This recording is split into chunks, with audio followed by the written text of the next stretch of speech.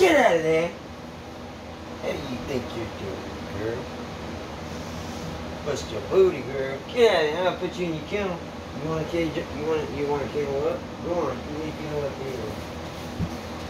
Come on, kennel up.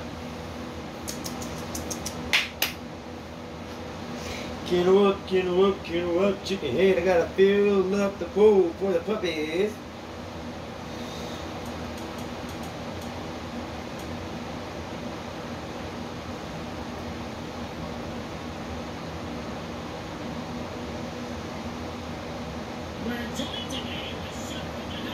Nancy Pelosi.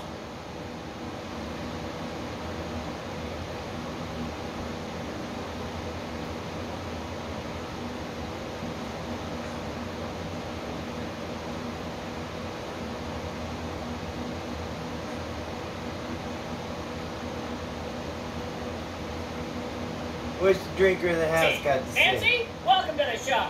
I'm sorry, did you just call me shover of the house? Yep, that's what was on the teleprompter. Drinker of the house. Reason why you're calling me shover of the house? Well, there's the video of you shoving a little girl. That's a fake video. It is? Obviously, I would never shove a child. I'm Catholic, alright? I love children. I didn't shove that girl. You didn't? No, actually, I gave her a big hug and free tickets to Disneyland. So the video's fake? Because the little girl's mother even spoke about it. The mother's in on it. The mother's in on it? Yeah. Huh, I had a feeling. She's a Republican, isn't she? Yes, but I treat Republicans with the highest respect. I always have. It's my job. That is true. The video has clearly been manipulated by Putin in a desperate attempt to get me fired. But it was on live TV. Yeah, I know. These guys are good. Really good. Elon Musk probably funded the whole operation. I mean, I almost believed it when I saw it. You did? Yeah, I did. Because I actually don't remember actually being at the photo shoot. You don't? No, I was pretty hammered, but, yeah, the video isn't real. It's an edited video, because I say it is, and it's almost positive that Trump has something to do with it. So you think Putin and Trump did this? Absolutely. They're also responsible for my husband's DUI. What? Oh, yeah. It's true. But how? Well, while my sober husband was at a stop sign, Trump pretended to be a carjacker and made my husband smell a rag with chloroform on it. And then Putin poured a whole bottle of vodka down his throat. Are you serious? Of course I'm serious. These guys are doing everything in their power to get me fired. So, what's next? Well, today I'm filing the articles of impeachment to impeach Donald Trump for editing a live video of me and for setting up my husband. Have you spoken to the little girl that everyone thinks you shoved? Of course. We're like best friends. Oh, she actually just texted me right now. She says, hey, Grandma. She calls me Grandma. She says, can I come and live with you, Grandma? Aw. Yeah, she's my little angel. Well, thanks for clearing that up. Yeah, anytime. What I do.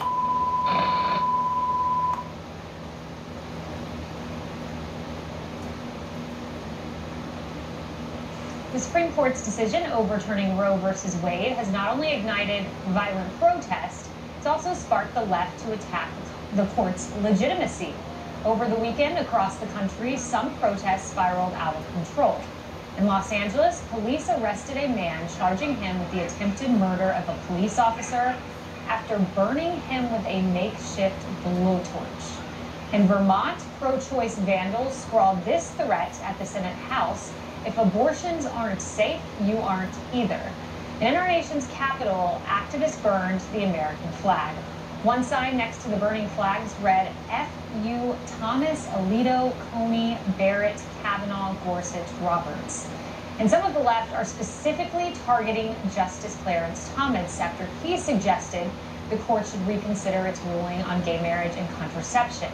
And now liberals are questioning the validity of the entire Supreme Court and calling for action. This court has lost legitimacy. They have burned whatever legitimacy they may still have had after their gun decision, after their voting decision, after their union decision. Sends a blaring signal to all future nominees that they can now lie to duly elected members of the United States Senate in order to secure Supreme Court confirmations and seats on the Supreme Court. I believe lying under oath is an impeachable offense. The hell with the Supreme Court. We will defy them. In a country that's supposedly founded on the separation of church and state, we Americans find ourselves being held hostage by a far-right Christian court. Well, the justices didn't lie. As you know, Emily, they just invoked the Ginsburg rule, which they did not preview their opinion on a case and acknowledge that Roe was precedent, but precedent doesn't mean that it's sacrosanct, especially if it's bad precedent. That aside, Emily, the bigger point here is that this is returned to the states. So if the left is so convinced of their political argument, instead of taking a blowtorch to police officers, take it to the ballot box. That's exactly right. And we've talked before that with everyone missing the entire point of the substantive argument of Roe v. Wade, which is basically restoring the power back to the people, right? It's actually increasing everyone's individual power because it's restricting the government's authority and the government's power. And that is what the intent was behind the Constitution. I also really loved this. We have a call for you. I'll put it up. The Wall Street Journal editorial board wrote, "The fury of the left's reaction isn't merely about guns and abortion. It reflects their grief at having lost the court as the vehicle for achieving policy goals they can't get through legislatures. The cultural victories they achieved by judicial fiat will now have to be won by persuading voters. We understand their frustration, but they ought to try democracy for a change." And that is exactly the point. Everyone up in arms. We're going to go through, I know, whole tweets and a lot of, especially Hollywood's reaction and the like. How many people actually submitted a call to action that would put someone in office that reflects their actual views? How many of them supported a constructive argument, a constructive suggestion that would actually affect policy change, right? All they are hand-wringing and losing their minds, but they're missing the entire point, which is that it restored power to them that they can now achieve through voting and election. Yeah, and a lot of exaggeration, Brian, because the point about Justice Thomas, the majority specifically responded to that. Page 13, we'll pull it up. Roe's defenders characterized the abortion right as similar to the rights recognized in past decisions involving matters such as intimate sexual relations, contraception, and marriage, but abortion is different. Roe and Casey acknowledged because it destroys what those decisions called fetal life and what the law now before us describes as an unborn human being. Page 34, they also differentiate those cases, saying they are not at risk. Well, if you want to extrapolate, if Democrats want to say how bad this is and want to get more votes and more money, they will actually say, look, this is just the beginning. Now they're going to take away from same-sex marriage, they're going to take away contraception, going to take away interracial marriage. And Justice Thomas, by writing that, even though the legal argument is solid, for the layman, which I'm a proud member of, they would say Justice Thomas is going to go further. But the answer is, in the Roe v. Wade decision, they said they're not going further.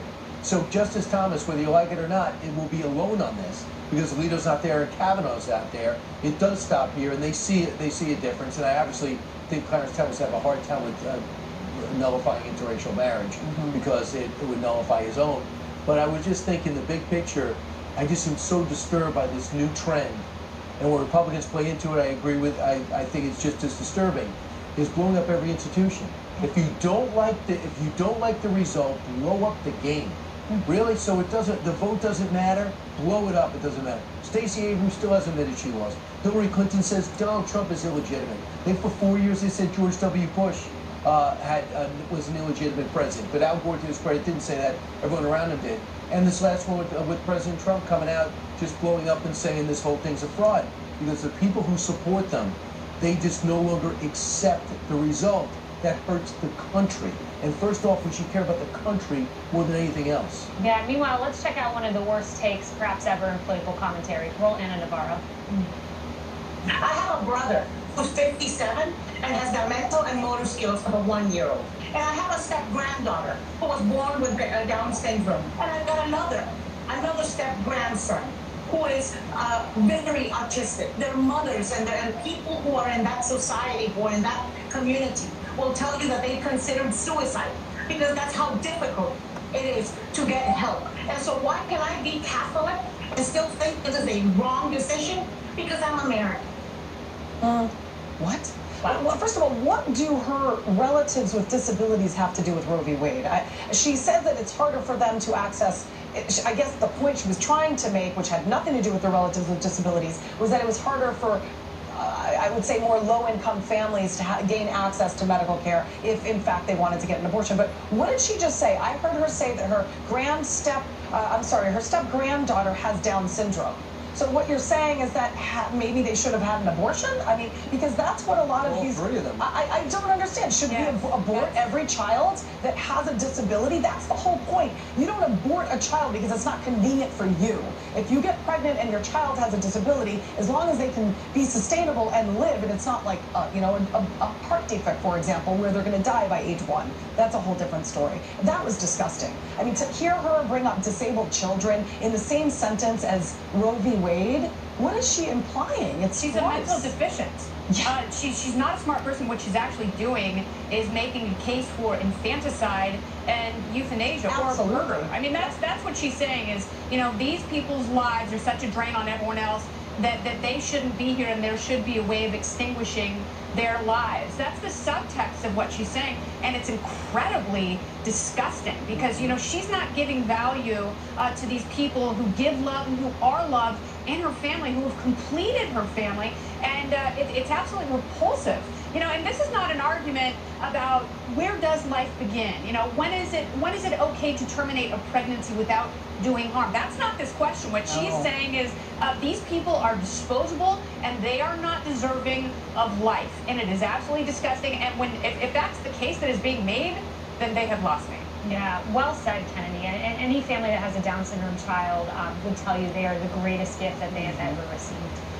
Hey everyone, I'm Emily Campagno. Catch me and my co-hosts Harris Faulkner and Kaylee McEnany on Outnumbered every weekday at 12 p.m. Eastern, or set your DVR. Also, don't forget to subscribe to the Fox News YouTube page for daily highlights.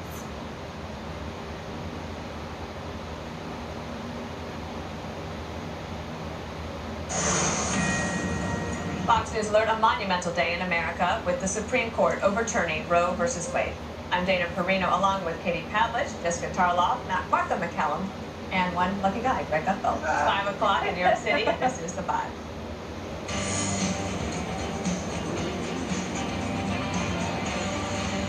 The Supreme Court sending the issue of abortion back to the states. The historic decision overturning the 50-year-old ruling on Roe v. Wade, which guaranteed women the right to an abortion, the federal right to an abortion.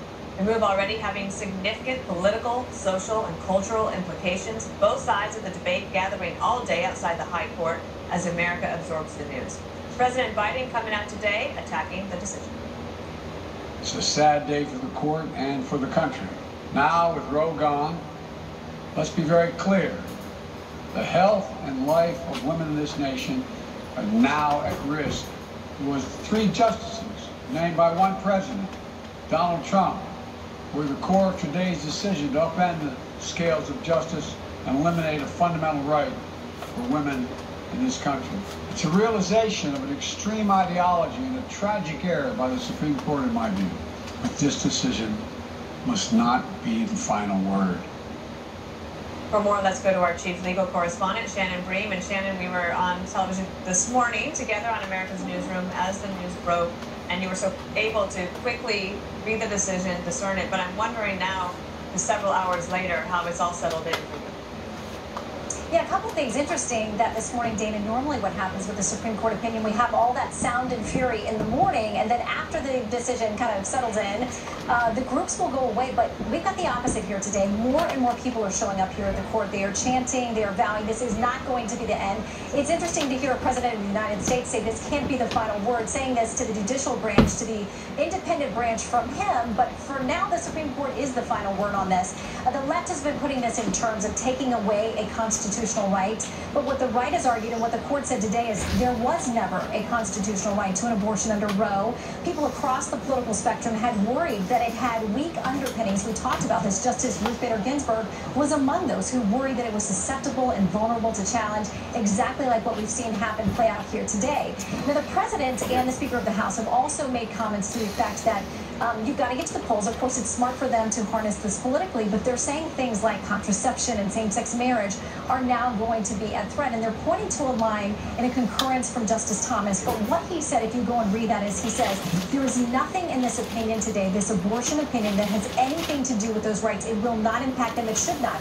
But he does go on to say that he thinks the court should engage in a different kind of process for other cases moving forward. And he does mention re-examining the substantive due process rights in cases like Obergefell, which is the one that made same-sex marriage legal in all 50 states. So everybody that signed on to this opinion today agrees there is no threat, there should be no threat. Let me read something from Justice Alito to those other key opinions. He says, we have stated unequivocally that nothing in this opinion should be understood to cast doubt on precedents that do not concern abortion. We have also explained why that is so. Rights regarding contraception and same-sex relationships are inherently different from the right to abortion because the latter, as we have stressed, uniquely involves what Roe and Casey termed potential life. It is hard to see how we could be clearer. So while the left will continue to try to make hay out of that, the court has been very clear those rights will not be under attack because of this particular decision today. Dana? Janet Breen, thank you. I know you've done incredible work today and have a lot cut out for you the rest of the weekend. Thank you. Martha, one of the things that going into this is that about 65% of Americans mistakenly believe that Roe being overturned means that it's just banned all across the country. And what we're trying to explain to people is that this sends the decisions back to the states. Now, in some states, like in New York, you might not have any changes, but in other states, like perhaps Missouri, for example, or even Texas, you will have significant changes.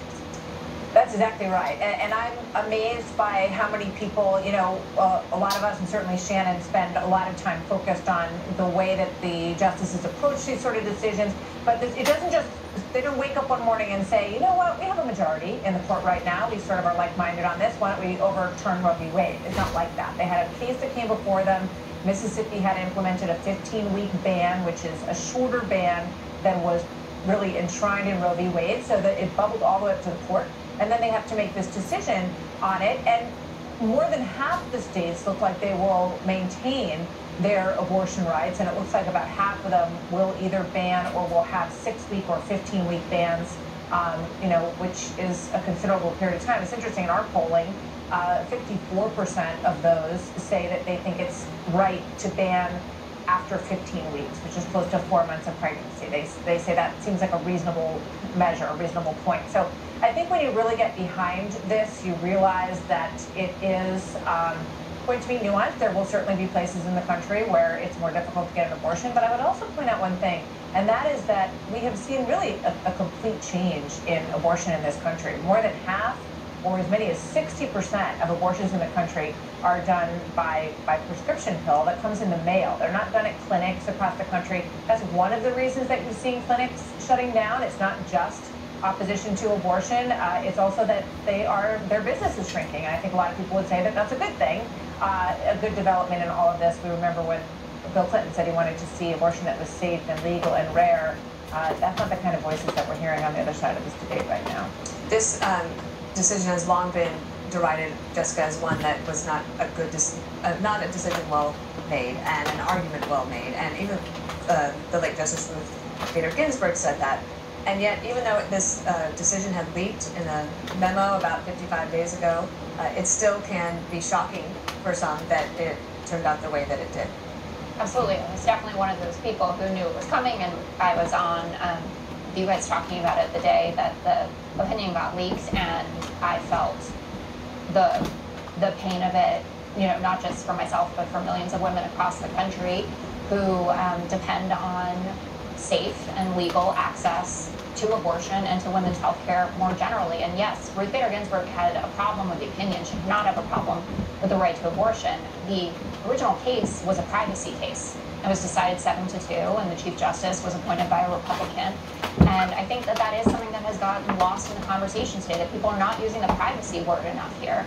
And I do firmly believe that if this was a case, if men were the people that were carrying the children, that this would never have happened. And I think that women are being put in a terrible position. The statistics are very clear about who this is going to affect the most. It's women who earn less. It's predominantly women of color. There is a laxness to the idea that it's just easy to cross state lines, to just go get an abortion. It's no big deal. I mean, today in West Virginia and Arkansas, immediately all abortions that were scheduled for today, moving forward, were canceled.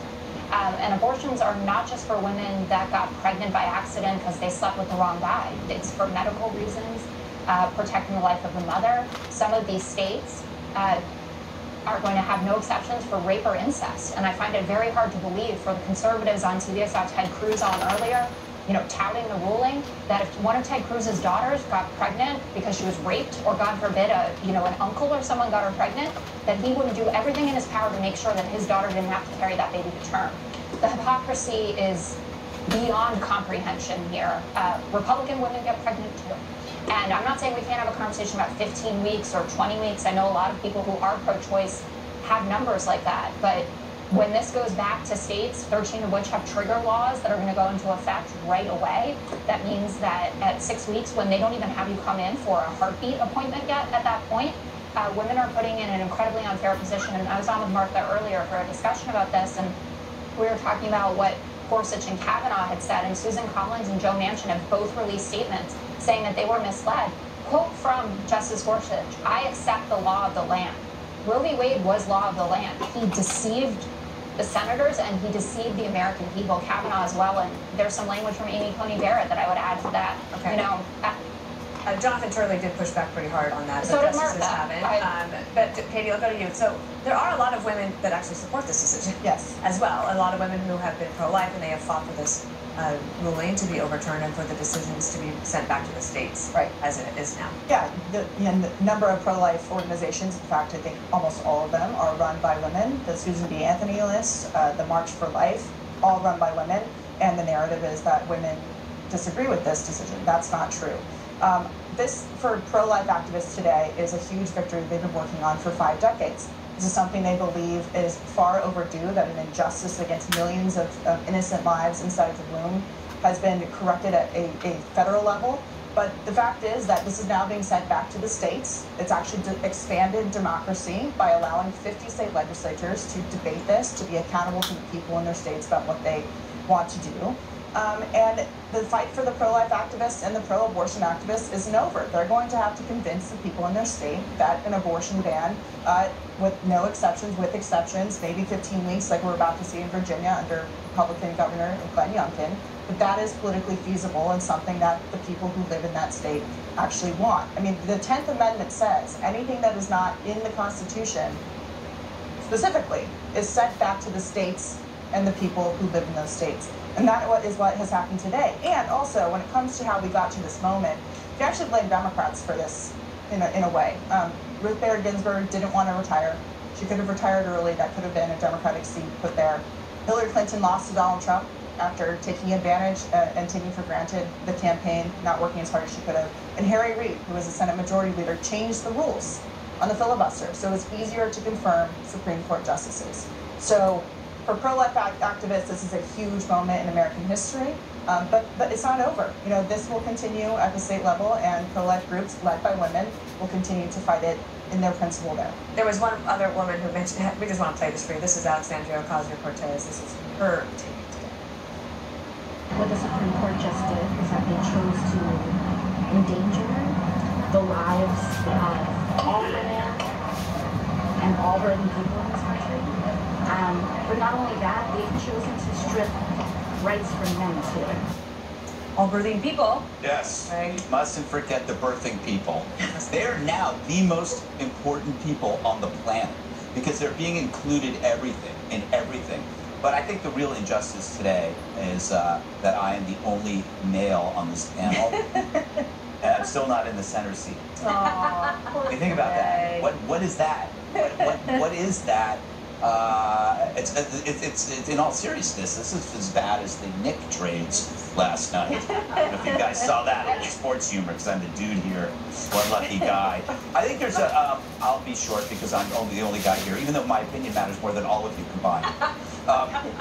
There's an obvious one-sentence explanation for both rulings. The guns are in the Constitution, abortion isn't. Let the states figure it out. I know that sounds harsh, but that's actually inarguable. It's not in the Constitution. I do feel bad for liberals in the media. I think someone should check in on the View. Between the gun ruling and this one, we should remove all sharp objects from their set, perhaps their shoelaces. But I think you can have 3 or 4 different opinions in your head. For example, you could admit that Roe v. Wade was a deeply flawed ruling, and not only is it overturned, it's ending. That's the important thing. But you could also say, hell, it's been around for 50 years. When something's been around for 50 years, why don't you just let it be, all right? We're already used to it. We don't want to upset the apple cart. But the fact is, we've upset a lot of apple carts that we don't like. They're the things that have been around for hundreds of years that we changed. We fought a war over something, okay? You can be, I don't know, you can be confident. Even if you're pro-choice, you can be confident that this will be settled state by state, and it might even, life will even go on for some unborn children, which will be really, really nice. If you don't like COVID regulations, you can vote in new politicians, or you can move to Florida. If you don't like your abortion regulations, you can elect new leaders, or you can move to California or New York. So that is how stuff works here, right? And I also think the decision, it was a great rebuke to the leakers. I believe it was leaked by the Dems because it went to Politico. It didn't go to like National Review or Fox News. And that was with the express purpose of foreshadowing liberal outrage that would intimidate and influence the court. And it just didn't happen. The court gave them, the ruling showed that you can't scare the court. And I think that's great. It's just too bad that Biden doesn't seem interested in dissuading any of the hysteria that's going on right now. And just that last, I've heard it a couple of times, like, what if men could get pregnant? You can't prove it. I mean, wait, aren't men getting pregnant? Birthing people. Yeah, birthing people. So we should defer to them, Jessica. We should defer to them. Birthing people get the final say in everything. I think you do know what I meant about that. But it's that kind of hypothetical cliche that I always hear, and it's like, well, we've been fighting wars forever. That was our abortion. Well, I would argue that it actually makes men more accountable for their behavior. Well, that they actually have to be accountable for what they do. And also, I look forward to men are allowed to care about life as well. Oh, yeah. Exactly. It's kind of arrogant to think that we don't care, even if we don't. All right, up next, Democrats telling people to get into the streets as America braces for potential violence over this Supreme Court abortion ruling. Hey, Sean Hannity here. Hey, click here to subscribe to Fox News YouTube page and catch our hottest interviews and most compelling analysis. You will not get it anywhere else.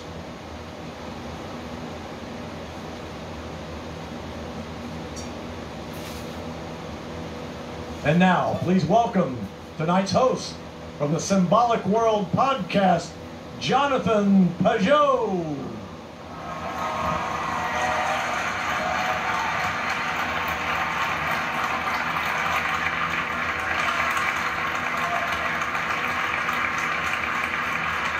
Welcome everybody. I am very excited because for the first time Jordan Peterson is in Montreal. It is the first time that he's speaking here. Jordan has lived here. He lived here for 8 years. He was at McGill, and he loves this city, and so it's really great to have everybody here to listen to him speak. I want to rewind you in my life to 2015. This is before Jordan Peterson was famous. He was a psychologist at the University of Toronto. And I was driving down the road and I was listening to the CBC. And I don't know, I was just getting my son at his friend's house on one evening, and there's this conference on the CBC, and here's this professor. And he's saying things that I am not used to hearing on the CBC. The way that he was speaking, the references that he was making, he was going through Solzhenitsyn and Milton and Dostoevsky. He was talking about the nature of reality, using words like logos, which you usually don't hear on the radio. I was really surprised. I was very surprised because he was saying things that were connecting to something that I was already thinking. And this is an experience that I've heard many people say about Jordan's work, which is that when they hear him, he's expressing something that they had on the tip of their mind, that they could almost see, that they could kind of perceive, and Jordan is able to bring it together for them in a more succinct and very powerful way. And I was so excited that I was hitting the steering wheel. I was like screaming in the car. I am not like that. This is not usually the way that I act. I was so excited that I went to get my son, and all I could think about was what I'd heard on the radio. I couldn't believe it. I got home, I'm online on Google. Who's this Jordan Peterson fellow? I find him U of T. He's a professor of psychology. Start listening to some of his lectures, and every lecture I'm astounded at the way in which he's talking about the world. And especially for me, what was fascinating was that he was helping the secular world understand what some of the religious patterns, some of the mythology, some of the rituals that we engage with, what it is that they could mean for them. Why do they make sense? Why do we do these strange things like have rituals? Why do we have these strange stories that, when you look at them on the surface, are completely absurd? He was really helping people to gather that together. So I was so excited. I wrote him a little email, and I said, thank you so much for everything you do. And I sent him a link to a talk that I had given. A talk that I had given at a university, also at a college in Ontario, at King's University, I think. And I was talking about similar things as Jordan in that conference. I was talking about the problem of complexity and how, how patterns come together and manifest certain realities. But, I just said, I'll just thank him, because I like I said, I've never done this before. So I write him, I'm like, thank you so much. And the next day I get an answer, nice little answer, thank you so much for your message, with a link to a few more videos. But then 2 hours later, he calls me. I did not expect that either. And I was, as much shock as I was experiencing, I felt like on the end of the phone, he also had the same kind of shock. Because he had detected in the things that I was talking about similar patterns to what was interesting him. And so since then, since that moment in 2015, Jordan and I have been having an ongoing conversation about the pattern of reality, conversation about how complexity relates to the question of religion. And because he was coming to Montreal, Jordan said, why don't we try to continue this conversation together? So tonight with Jordan, that is what I hope to do.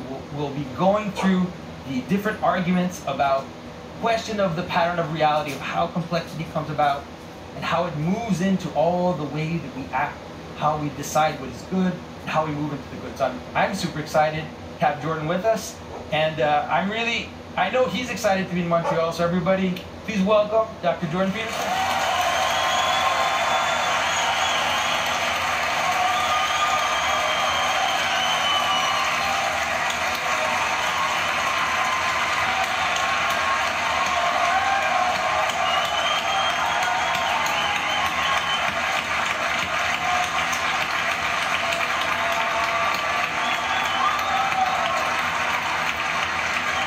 Thank you. Thank you. Yeah, well, it's great. It's great to be here. It's always such a thrill for me to come to Montreal. It's such a great city. I love living here. And we haven't been here for, I don't know, 5 years or 6 years. I have lots of friends here. My former advisor and business partner's here. He's in the audience tonight. Robert Peel. Bob was one of the people who helped design the self-authoring program and Understand Myself program. And got lots of old graduate student buddies in the audience tonight, so that's pretty fun. And I wish I could go out and wander around the streets and see how the city's doing, but it looked great when we came in today. So I'm really happy to be here, and thank all of you for coming. And I'm really happy to be talking to Jonathan. As he pointed out, we've been conversing seriously with a variety of other people too, including Bishop Barron and John Vervaeke in particular. Jonathan came up to my house in Toronto week ago? Yeah, not very long. And we had a 3-hour conversation with Professor Vervaeke of the University of Toronto, and that went really well. We're going to release that on YouTube at some point in the relatively near future.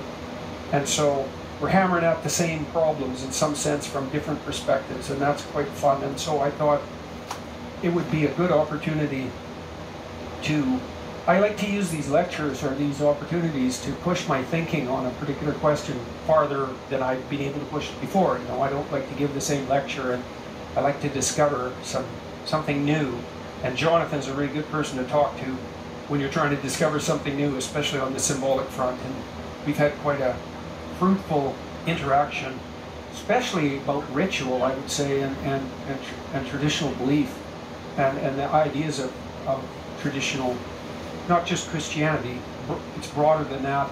Jonathan's very well versed in postmodern theory, which is extremely helpful, and also important of science, as well as deeply read theologically, and a great artist. You should check out his website. He's really something. He's made some lovely pieces for us. So away we go. Thank you very much for agreeing to do this, and again, thank you all for coming. I hope we have a bang-up evening. That's the plan, man.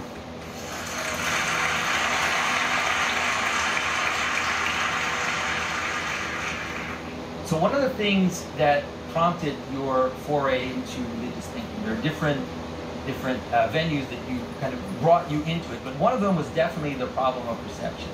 That is, the manner in which humans perceive, and the place where cognitive science was coming and realizing the limit of perception, or at least how objects in the world aren't just self-evident, and that there's a process by which we're able to come together, and the way in which the world kind of shows us or manifests to us how it is that we're supposed to inhabit. Maybe you can start with that and talk about that. Okay, so we can hit that from a variety of different perspectives. I mean, the first problem the cognitive scientists really stumbled across, and the AI types who are developing robots, same thing. And the postmodernists, the literary critics, they all ran across this problem at the same time, which was that any reasonably complex environment is susceptible to a near infinite number of interpretations. And so when you hear the postmodernists say things like, well, there's no fixed meaning for a text, which is something they really started to understand, I would say, really in the 1960s, they're actually right. You know, when you think about Shakespearean play or a biblical story, how many interpretations are there of Hamlet or of the story of Cain and Abel? Well, there's an indefinite number of interpretations, maybe one for every reader. Now, there's some overlap because we can commonly understand the stories. Are you educating our friends? Well, if there's that many interpretations... We'd rather hear insanity. Which one's right? Then... And if none of them are right, well then are none of them right? This guy's one of the smartest and guys here. here. God didn't come for that. Y'all came to hear insanity. And I'm gonna get it. I'll go ahead and warn you now, if you don't want to be pissed off. Don't breathe. Alright, so there's some rumors floating around the internet that I shoved a little girl. Now, you know, everything that's going on is, you know, Supreme Court, you know, one... You did shove that little girl, you sick freak. I'll go ahead and warn you now, if you don't want to be pissed off, you may not want to watch this. Too late. I was born pissed, baby. Feel like Roe v. Wade was constitutional in the first place? Hell no. I don't care about the Constitution, to be completely honest. Yeah, I really don't care. I think that what we need to be doing is voting based on this, not having the Supreme Court making decisions about an old-ass document. I don't care. My choice! My choice!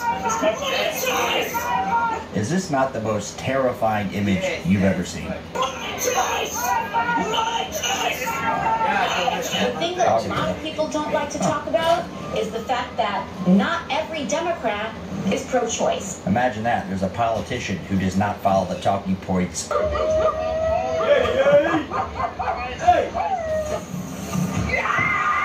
Wow.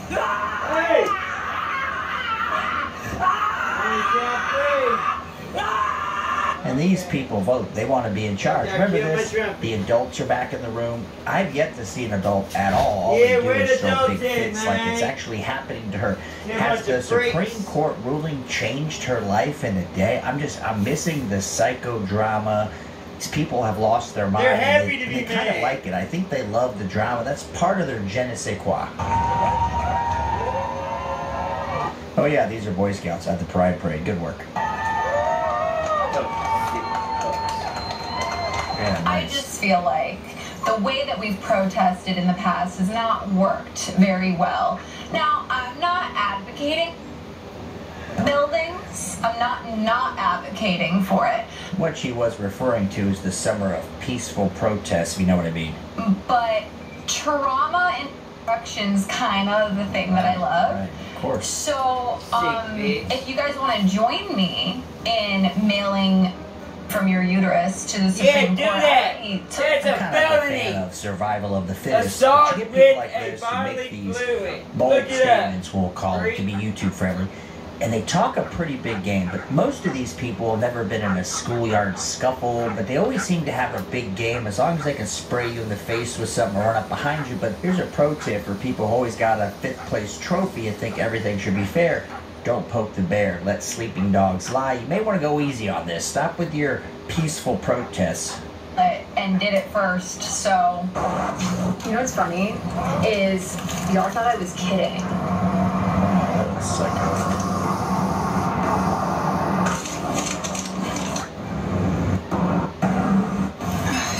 I'm a good patriot. Yeah. You know, let's do it. Come on. You guys don't want to keep that shit in your house.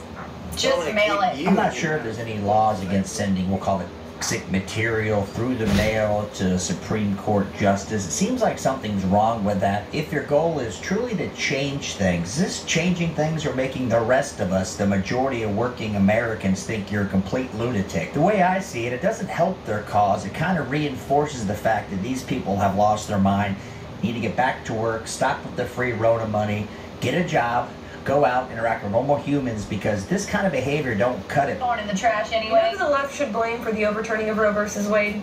Not the Supreme Court, not Christians, not conservatives, not... Now what this young lady's about to say is very important. I think this turned most people off when it used to be, as you know, safe, legal, and rare. We don't want it to happen. Then you get Ralph Northam from Virginia, the ex-governor. Oh yeah, the baby's out of the birth canal, the mother or the doctor can choose to abort. You see how this turned normal people off? Has nothing to do with what SCOTUS said, but it does make the rest of us feel like these zealots really don't care about the woman, it's about the sacrifice. Republicans, not pro-lifers, the only ones they should be blaming are themselves. It is 100% their fault Roe got overturned. A lot of people, myself included at one point in time. Now, I don't think the disgusting progression of the 36-week abortions is the cause. I think it was bad law, if you understand how cases are supposed to be ruled on. But that's really not the point here, because these people just want to make a drama and get rid of the Constitution. But when you kept pushing it, your support from normal people, you lost it. The 30-week abortions, can't look at an ultrasound. You lost the rest of us when you just got demonic. Sympathize with the scared teenager, with the drug addict who had no business bringing a baby into this world. We could understand that. We didn't like it, we didn't agree with it, but we could at least understand it. Right. We went from safe, legal, and rare to up to the moment of birth. We gave you an inch and you took a mile. We drew the line. When you... But this is an ongoing thing. We give you an inch, you take a mile, you think you're a ruler. This happens with all of these movements. Now, I'm not saying it's the fault of the movement, but you see what happened with ABC Mafia. All of a sudden, it was, we just want marriage, we want to visit with our partners in the hospital. Now you've got drag queens and thongs at kids programs, and it ends up happening with all these movements. They never stop. They always keep going. So therefore, you can never give them an inch because they take a mile. You got to stop and say, no, the adults are in the room, the real adults. We're not putting up with this shit anymore. You decided that you should be able to a fully formed infant up to the moment it exits your body. You have no one to blame but yourself. Now, I do think she's combining two issues, how far they went with abortion in the Supreme Court decision.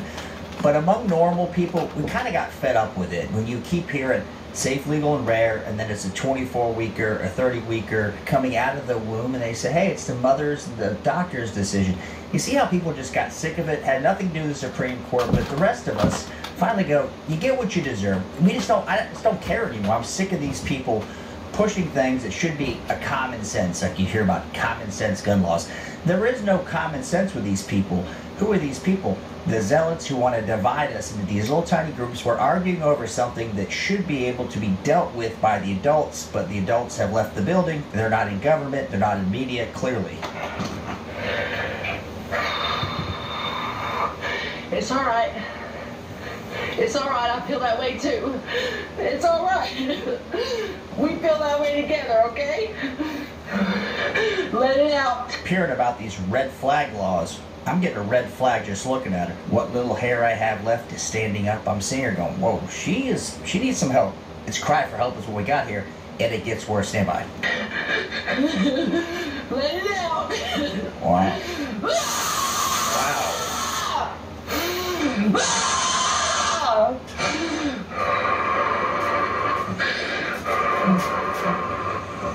Now let's talk this out. Let's say she lives in Florida. Everybody loves to talk about Ron DeSantis. Do you really think things are going to change radically from her from where they are today?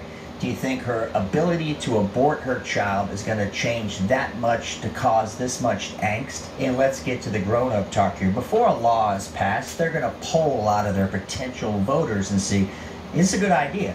So we can stay in power. The answer is nothing's going to change unless the voters, the people who elect this person, are on board. And most people I meet want temperance. They don't want this 24-week, the 9-month aborted kids. We want temperance, so what's going to happen is probably nothing, except she can get on TikTok and act like a complete mental patient.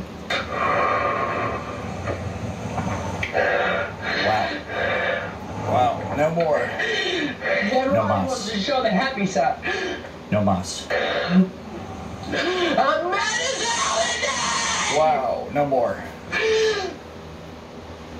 Get angry! Wow. You overturned Roe versus Wade. You are pro, I get my way! There is a war out there, and we need to recognize that we've got to up. I'm going to be sharing some of my favorite picture books to use in my classroom that talk about LGBTQIA issues and characters. I just got home from shopping and I was trying to tuck my Barbie wand into my girl shorts and it wouldn't fit. Just a reminder, it seems like everyone needs it. Not just women get abortions.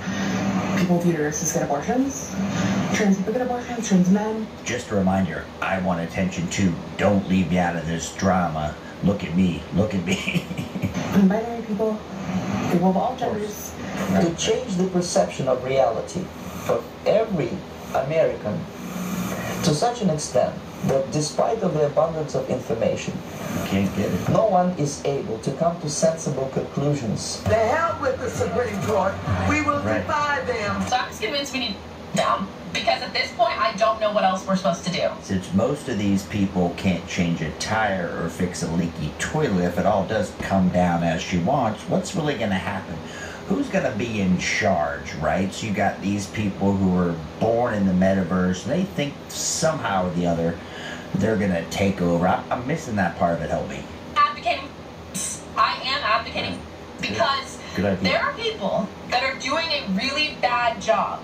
But the problem with the job is, even though they're doing such a bad job... Now, to clarify, what she's talking about is her own party. So what she could do is form an organization, elect people she likes, instead of taking people like Nancy Pelosi. But instead, she wants to bring it down so we can have Lord of the Flies. I just don't think it ends as well as they think it does. They're used to seeing places like Portland where no one does anything, but the rest of us... The adults in the room here are losing our patience very fast with these people. They do this job until they... So we're just supposed to sit back and let these people do a really bad job and have really seriously negative consequences on millions of people. You overturned Roe versus Wade, and the leader of the pack. This guy's grasping on for any attention. But you gotta admit, you have to love... What does that do? That gives him protection. So if you say something about him, he's going to say, you're attacking me because of... Meanwhile, from my vantage point, he practices none of the tenets of the religion he claims to represent. Clarence Thomas, you handsy, good-for-nothing, assing motherfucker, you creep. You creep. If you had gotten what you want from Anita Hill with your overtures and your advancements, and you had somehow, some way... Isn't it always fun to cherry-pick facts for something he knows nothing about? Meanwhile, people he loves, they'll have all sorts of allegations. He never brings it up, but, you know, we're going to bring up some allegation that has never been proven. That was decades ago, but it's fun. It makes for a good storyline. Bring back the Me Too, right? This movement we're in now is getting kind of old. The Schumer movement's running out of steam, so we got to try another movement. We got Roe now, we can do Me Too, let's revisit all these movements. There's always got to be a victim. Impregnating her, right? Being married and all that, right? Mr. Judge, Mr. Supreme Court Judge. If you had impregnated Anita Hill, what would you have done with that baby? Here's the thing, he didn't. Next question. Worm you. You'd have aborted it. You'd have paid for the abortion and you'd have paid the hush money because you're a creep. What would you have done with that baby, Clarence? Pubic hair, Clarence, you freak. Here's the litmus test for the ultimate debaggery. Make up a fake argument, pretend you're winning the argument and when it has nothing to do with the real issue. You don't like Clarence Thomas, he's on the Supreme Court, albeit there's other ones, but let's focus on Clarence Thomas because it's fun somehow. I have to say, I'm pretty shocked they're focusing on Clarence Thomas because of the shade of his skin, but it's an easy one. Because once you disagree, once you vary from the orthodoxy, you're no longer the shade of your skin. You've now magically become a white man because you don't follow along with the force-fed orthodoxy of your DNC leaders. Dirty breath, and I know your breath smells like old coffee, newspaper, and stale band-aids, you creepy kook, you. Demoralization, it takes from 15 to 20 years to demoralize a nation. Why that many years? Because this is... We're about to get to demoralize. Stand by. The minimum number of years which requires to educate one generation of students exposed to the ideology, in other words, Marxism-Leninism ideology, is being pumped into the soft heads of at least 3 generations of American students without being challenged or counterbalanced by the basic of Americanism, American patriotism. Get angry! This is atrocious!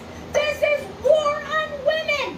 How dare the Supreme Court do this shit? Skew Kavanaugh, Skew Gorsuch, lying under oath with you.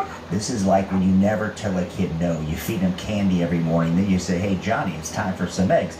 They throw a massive fit. God forbid you sit back and go, what's going to be the reality to me in my state? Is it going to change things?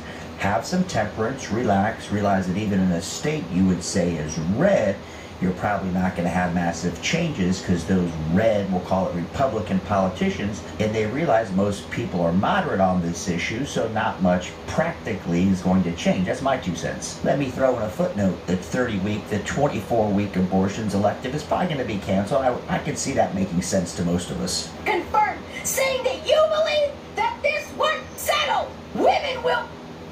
But as long as it fits your Christian goddamn narrative, it must be correct. What? Here's the thing, a case can be settled, a new case can be brought, and you rule on that case.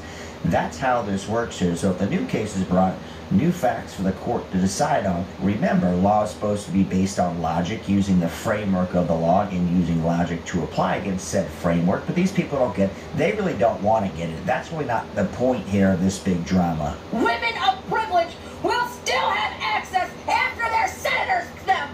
Poor working mothers will not. Young women who are victims of assault will not. Now, do you really think, even in the most red state, a person who got pregnant by daddy, they're going to stop the process from terminating that pregnancy? Does anybody believe that? Does anybody think that go over, even in the reddest of states? Let me know. It's not viable in the 3rd trimester, will not. And who knows what's going to happen ectomically, because have you men proved that you don't know what an ectopic pregnancy is? Not everybody believes in your sky daddy. Not everybody believes in your cloud papa. Here's the thing, they're going to focus on micro exceptions. Those micro exceptions are going to be covered under any new laws. You can almost guarantee that. No one wants that static. But it's fun to argue about points that aren't going to happen because it drags you down a hole, which the point is not to win the argument or make logic of it. The point is to make you look like a bad guy. First we got to identify you, right? And then demonize you and then try to kick you to the curb. And that's what we got going here. Never forget that. The fact that you tied religion to your decision is pathetic! Rolling back the clock on women's rights and bodily autonomy is pathetic. Put this in the comments. Do you think she actually read the ruling? You think conservatives love fetuses? You love fetuses. You are pro-birth. You are pro-amniotic sac because fetuses can't talk and they can't vote against you. But they make a good narrative. Here's the thing. This was the Supreme Court ruling. So now it's back to the states. So if people in this state don't like it, the politicians there, pick the red state, are not going to change the law so they lose their power, right? So how do you think this is really going to end up? If the people in the state want further restrictions, they'll do it. If they don't, the politicians won't. That's how this works. People are missing the point that these politicians, no matter how red the state, they do not want to lose their power. This will never stop abortions, ever. It stops them from being safe. It stops women from having back alley abortions or throwing themselves downstairs.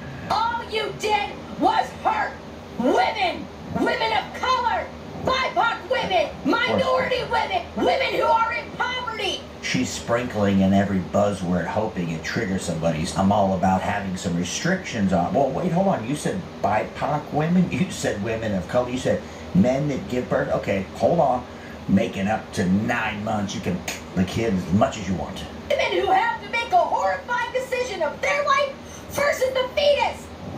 Most of the time, it's a clump of goddamn cells. Cells! So women get to relive their for life. That's where the zealots lost it. They were stuck to the cells, but they went to the 24 weeks, the 30 weeks. And for those of you who've seen an ultrasound at 24 weeks, it's a baby sucking its thumb, kicking, face, the whole 9 yards. They would have stuck with the bundle of cells, right? Just like the Schumer law in Florida, there wouldn't be a need for the law. But people kept pushing it and saying we should have abortion to 9 months. See Ralph Northam where he talked about the baby can come out of the birth canal, we can still abort the kid. Do you see how this just went too far? And then here's where we ended up. You care more about your damn guns than you do a woman's life.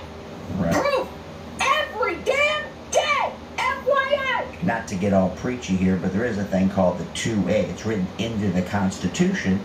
This aspect of what people think is a constitutional right is not a thing, but that doesn't really matter. Let's focus on the drama. Let's focus on me. Not how it's actually going to roll out in my state. She probably lives in California. Well, they'll open it up even further. The kid can be 9 months out of the womb. You could say, I want to terminate said pregnancy, and it'll be just fine. We're in the foster care system that you fucks want to die. So please tell me how you are pro-life. You are pro, I get my way. I pray you never get another. So the Supreme Court we're talking about here is pro, I get my way, but yet she's not pro, I get my way. She didn't get her way, and she's blowing a gasket. Albeit, it's kind of delicious. It's fun to watch. Can I use the word spectacular? It's a good time. Sleepless night sleep in your life, thinking about what you did to women. This is not over. Not by a long shot. How dare you? How dare you? Karma does not forget. And she may take some time to come back around. Now that's an interesting one. Karma does not forget. You got this child in you 30 weeks, right? Face sucking their thumb, looking just like a baby, yet karma somehow is going to get the Supreme Court and not the person who takes the 30-week-old child inside the person and says, let's whack it. I'm missing the karma part of this conversation. Help me out. But she will get to you. Not on my watch. Thanks to lack of moral standards. Exposure to... This sums it up right here, my friends. True information does not matter anymore. A person who is demoralized is unable to assess true information. The facts tell nothing to him. There's no point in saying good morning. Good morning. Because it certainly is not one. I don't have any money, dude. Okay. I'm broke, man. My life sucks. Despite the distractions, this is the real issue, my friends. I don't have any money, dude.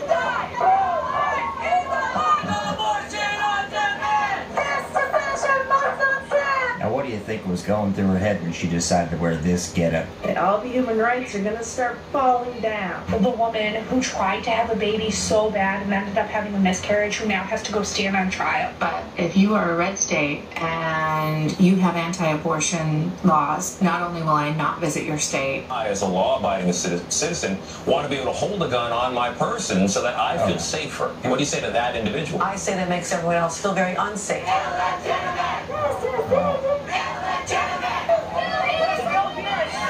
Call me crazy, but aren't these the same people that said this is the end of the democracy? If we question democracy, it means the democracy is going somewhere. So if you said illegitimate, there was something wrong. Let's call it with how the process was done. If you said that, you were breaking democracy, but now these people say it's illegitimate. I'm having a hard time understanding the logic here. First thing I do as president is sign the Freedom of Choice Act. That's the first thing. Let's give some context to that statement. The Democrats had the president, the Senate, the Congress. What happened to that campaign promise? It never materialized, and now here's where we are. He could have done it. He could have wrote it into law, make people sign on it, but why didn't that happen? What do you think there? The Freedom of Choice Act is not my highest legislative priority. Right, of course. If the women have the funds or can get the funds to go to Canada or elsewhere, that, you know, Canada will welcome them with open arms. These people will lie with impunity. They don't care what the actual decision means to you in your state. They don't care. They're going to lie to fire up the base. That's what's going on here. Speak truth. Let's speak truth. So let's speak some truth. And we must speak truth no matter how uncomfortable it may be to hear. Right. We need to speak truth. We have to speak truth. One must speak truth. And to think about it in terms of the context of history, knowing that black people in America were not free for 400 years of slavery. I'm not going to bore you with the actual facts, but Google it. 400 years of slavery. They talk about truth, and this is what comes out of the vice president's mouth, and most people are such morons they don't know. They don't care. And it doesn't quite frankly matter whether it's 250 years, 400 years, 1,000 years, because the object of this is to denigrate America, to rebuild it, right, in a new loving image, a better image, a socialist image, so everything's fair, right? You get the same shake as I do, and it never seems to work out for those countries, but let's give it a try. Hi, Harry. Hi. Nice to see you. That's a good one. Now, this is exactly how you treat reporters. You never relent. You never push back. Stand by. This is a good clip. You don't have a mask on anymore. We're outside. Do you have a minute? Well, we're 6 feet apart. Do you have a minute to chat? I'll do an interview. Okay. As long as it airs on CNN Plus. Does that still exist? I didn't think so, because the people don't like what you guys are peddling, which is propaganda. Thank you. Wow. There is no different. There is a group of radicals assaulting the rights of Texans. So what we have with every extreme in the political party is people that will profit off of fears. They're going to show this kind of clip. They're going to say, you can't get one in Missouri any longer. You can't get an abortion. Your daddy got you pregnant. You can't do it. And the reality, too, it's going to be state by state based. And if you don't like who's making the laws, you vote them out, and it changes. But that's not the point. They really don't care about the abortion topic. It's more to get people riled up off topic, off what's going on. And after 2 years of the sniffles, if you don't see what the point of this is, where you have to take this to take a job, you have to wear this to get on an airplane. If you don't see where this is really going, don't fall for the ruse that is abortion, because there's bigger fish to fry here, like the guy going broke, you being forced to take this thing. Abortion is illegal in several states now, right now. They take a baby.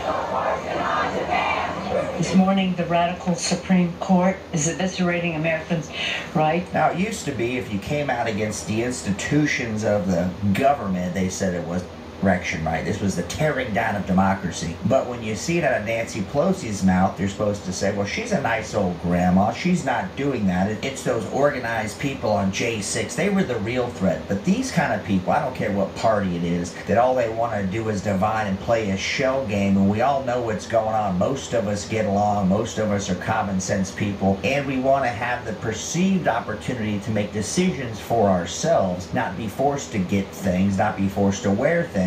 So you see, there's a bigger issue here. Congress will continue to act to overcome this extremism and protect the American people. Right. And the Freedom of Choice Act is not my highest legislative priority. And if the Congress wants to do something and the administration make a constitutional amendment, have people put their names down to it. But it's more fun to have these asymmetrical legal problems like you see weed. Federally illegal, states have it. And depends on who you want to bust, depends on who you apply the law. Care that you're a Christian. I don't care what the Bible says. Like, I feel like it's a clown show, like sitting here trying to decipher what your little mythical book has to say. Interesting comment. Your little mythical book. Well, there's a lot of people around the globe that got their own little mythical book. This is clearly not the approach to bridge gaps, it's to divide further. It's not really about the Bible. It's about, does the federal government have the right to have a say in any of these matters, whether pro or against? Is it their job and the federal government's mandate to get involved in this at any level? Let me know. This is about sowing the seeds of chaos.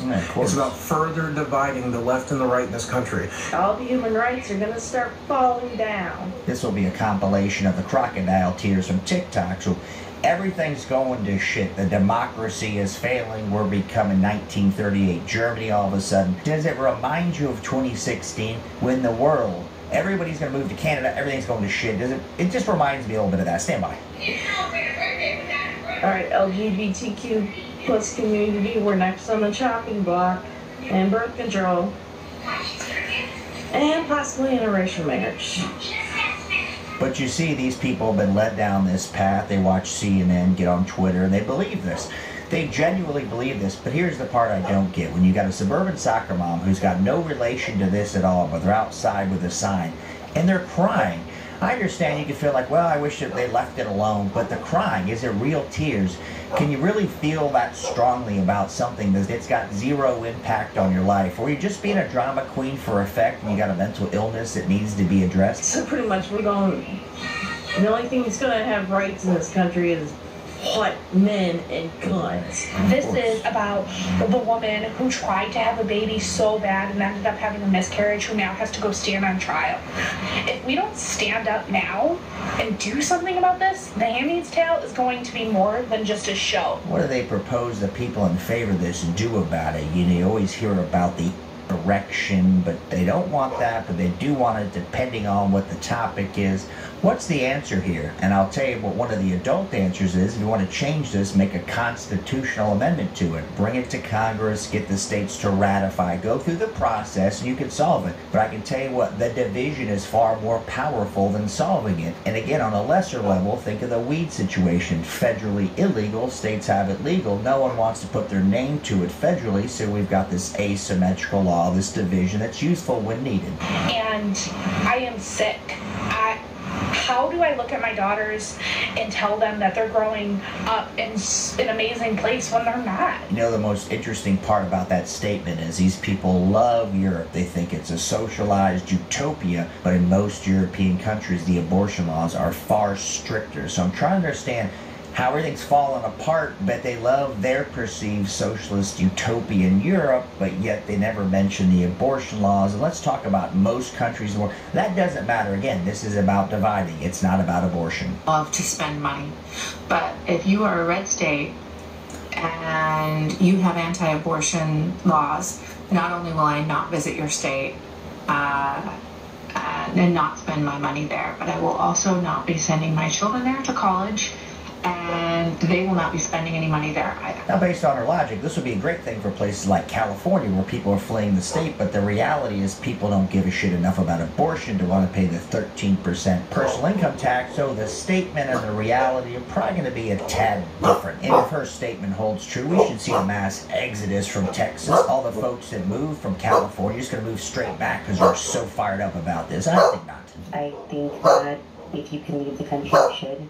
I think if you're of childbearing age and you can leave the country, you should. Another one of these people that's going to move to Canada, however, they never moved to Canada. They look around the globe, they realize, hey, we don't have it too bad here. Everywhere else, in this case, the abortion laws are stricter. So what the hell are we going to do? What are we going to whine about here? If you can't, we need to rise up. We need to fight.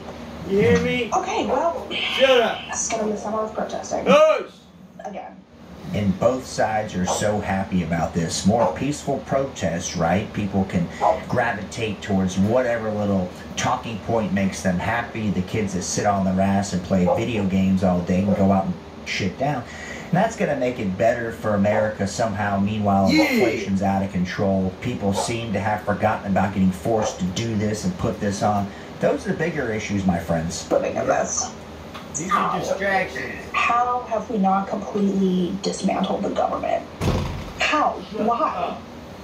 Why are we all just... Where would she get her SSDI checks and food stamps and all the free shit from? If you dismantle the government, I guess she can just come and take it from you, right? She's going to knock on your door, and she's going to ask for free shit. You're going to say no, and she's going to take it by force. Look at her. She looks very imposing. I am shaking right now because of how mad I am. Die angry, honey. How far women have Die angry, you bad heifer. I am thick. PYA Plus liaison. And we're unveiling right now our Pride Cruiser for the month of June. Regulate ejaculation! Regulate ejaculation! Something's telling me she's not going to have to worry about this problem. Regulate ejaculation! It's calling home to City Hall. America is a nation that can be defined in a single word. All right, all you fine viewers watching this, what single word comes to mind? See if Biden nails it. With the president's handling of inflation and the economy hitting lows. Can we please stop saying pregnant women? So I'm a third-year medical student. Consequences of not using the pronouns that students want you to use are deadly in some cases. hey, it's that time of year again where white people can't wait to get really tan. If you're a white person, you can't wait to get super tan, and you can't say Black Lives Matter, and you're not an ally, and you can't... What does an ally actually mean? If I'm nice to my neighbor and they're darker than me, we get along, we go bowling together, am I an ally? Because I really don't want to be an ally. I don't like the concept of the whole term. It's my neighbor. He's a normal guy. He happens to be darker than me. Does that make me an ally? And how do I get out of that? Because we're just friends. We're not allies. Stand for your Black, brown, indigenous, people of color, friends, and family, then do everyone a favor, and tanning is not for you. Hold on a second. So let's say you get really dark and you got a tent to pick the race that tans. Does that mean you shouldn't, or does that mean you should identify with the group that gets darker so you get the victim points? You're higher on the scale. How does this work? How do you navigate this social minefield? So, thank you. You're welcome. Hey Teacher TikTok, I'm back in the reflecting corner of my apartment to talk to you about... Why is it always this teacher? Why is it always this overweight, chubby, white woman, 35, cat mother with the glasses? There seems to be a theme I'm catching on to. I'm not that bright, but I'm catching a commonality, we'll call it. Student pronouns. So I'm not sure if pronouns are like up for debate at all in the teacher community, and in my community they really aren't. You use the pronouns that a student tells you to use. But sometimes in the general public I run into this where they're like, Liney. That kind of would make sense. You go there just to teach the kids, right? The kid says, call me Zer. I don't know how often you're getting into the pronouns, because think about it for a second. You're in class, you're cutting up, they say, Johnny boy, stop cutting up. They don't say, hey Zer, stop cutting up. When are they using all of these pronouns? How often is this actually happening? Because the way I see it, the way I remember it, I'm old, bear with me, but they used to call me by my name. You let a middle schooler like tell you what pronouns to use. Right. And to that I sort of have two things to say. The first one is, like, clearly you don't know middle schoolers. The only thing they want is to be taken seriously. Like, that's it. So do you see the inherent problem here? They want to be taken seriously, and if I can come up with a stupid pronoun, people will take me seriously in their little minds. But the reality is, in order to be taken seriously, you got to mature and do things that other people respect, right? So you show up on time. If you got a job in your middle school, cutting grass to neighbors, you do it right. People then take you seriously because you don't act like a petulant child, like an Xboxer. You act like you're growing up into a young man or young woman. You see how this works? Doing this is a super easy way to take them seriously and show them that you respect them as individuals. And the second thing I say to them is that the consequences of not... We've tried respecting the heck out of people, and the question for you guys is, all the respect people are getting making society better? Are the people happier? So we can say, you are the #1 athlete in the world. However, reality is you're the 1000th. Is that respect for their ego making people feel better? Is the fake respect working, or do people need real respect? Yeah, rhetorical question, but let me know. Not using the pronouns that students want you to use are deadly, right, in some cases. Of course. And at the very least, they're traumatic. So I'm not... Here's the rub. So she can use the pronouns all day, but the kid goes out into the real world, maybe gets a job in the UK. Is it going to be deadly because someone mispronoun them? If that's really happening, we need to talk to these kids and say, hey, your life is worth something. Take aside pronouns and the way you look. We need to give them confidence, but the pronoun is not really giving somebody confidence, because someone will mess it up. They'll mess up the pronunciation of your name. They'll call you Joe when you're Steve. Are you going to go hide in a cry closet and off yourself? Instead of working on the pronoun theater, how about we work on people just having a respect for who they are by doing things that are worthy of respect? I'm there to judge my students. I'm there to celebrate them. Judge them. Use the right pronouns, and I always ask everybody what their pronouns are. Don't ask me. Can we please stop saying pregnant women? So I'm a third-year medical student, and all... What are we supposed to say? So that pregnant man in there, you're like, okay, let me just get this right. So it's a person, a human being with ovaries that got pregnant. Okay, so they want to be called by man, the fantasy, the delusions, I get it, but I got to treat them as a physician, so I got to know, is it a pregnant, we'll call it man, who's taking copious amounts of testosterone, which due to the homework can cause the birth defects, but let's not get too much into the actual facts. These people hate it. About medical school, I've had a ton of lectures associate pregnancy only with women and people who use she, her pronouns. That would be the normal thing. Like, I never say to you, hey, you know that steer I got in the pasture? she got pregnant, the guy would go, listen, hold on, it's like the steer, right? Did you mispronounce? Did you say the heifer or the cow? No, buddy, I said the steer was a male. I lopped off the testicles, now got pregnant because it identifies as female. Do you see how this doesn't work anywhere else in the world, but all of a sudden it's make-believe with people that are supposed to understand science? Now I do get it. Someone comes in, they identify as Mr., right? And they've got ovaries. The doctor's going to be polite. They're going to recognize in the chart, and trust me, the nurse will tell them, the ER will determine, this is a biological man that's taking copious amounts of testosterone. And let me give you a real example. Someone very close to my family is a physician. Person comes in, identifies as male, has ovaries. Now there's a cyst on the ovaries, copious amounts of testosterone. Is that the reason? We don't know. But it's a new way to do medicine. It's not something that's typical when you got 35-year-old women taking a gram of test a week. You follow me? And I'm just here to keep it short and sweet to say not all pregnant patients identify as women or with she, her pronouns. Thank you. My principal just approved me to get... Here we go, just like the other lunatic teacher. They all have the same moon pie face, dumb glasses. I don't know if there's something there. The frogs maybe, see the description. I got a frog video, trust me. But what is wrong with these people? They're just lonely, they need attention, they're trying whatever they can. They don't have the fairy tale they thought they were going to get because they've got an off-putting personality. They don't spend any time with real humans. Now they're just trying whatever. Maybe I can get accepted into the ABC Mafia, maybe that works so I can get attention. Some pronoun pins for my classroom. But what I was going to do is get about 100 pins, which is more than I have pins at school. And I got a bright cost-saving idea. How about that little stickers you write your name on? Hand one out, they can use it, write their new pronoun. Getting pins, bad idea, because as we know, someone could change their pronoun. They could feel it that second and decide, I identify as they. Now, let's play along here, go into the delusion, the mental illness. Another idea, maybe like a whiteboard pin. They can just write their pronoun on that day. So we can be loving. So we can affirm their cry for mental health by letting them write their name on there. And that's somehow going to make these people feel better. Does this really work in reality? Make them available to my students. Obviously not required, but if somebody wants them, they can come down. They don't even have to be like one of my students. Like I'm kind of hoping that kids are going to come into my room and take them who don't even know you. So that would be cool. What I'm here to ask is... Now watching this sad human being, what do you see? Tell me in the comments. But I see empty eyes, sad, a yearn for attention from anybody, anything. How many should I have of each? I've been 100 total. I'm planning to get something like she, her, he, him, they, them, she, they, he, they. Look at her eyes start spinning. She's like, okay, what are the pronouns? What are the newest hip ones I need to be up to date with? Again, the name tag with like a little whiteboard you write it on. You can't win this battle, Broomhilda. There's no win, so just get the writable name tags and stop right there. Pro tip number 1 for the day. Keep thinking. They'll come out. What else should I get? Comments. You should seek mental health counseling now.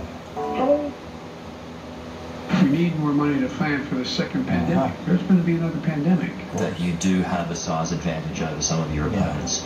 I think the biggest issue is not necessarily I'm too big or too strong. Eating insects could help fight world hunger. So why don't Americans eat bugs? Why then, as trans medicine gets more prevalent, are more girls committing LGBTQ adults who demand validation from everybody around them, which now includes children. Using the wrong pronouns for me in emails, despite how many times I've explained it.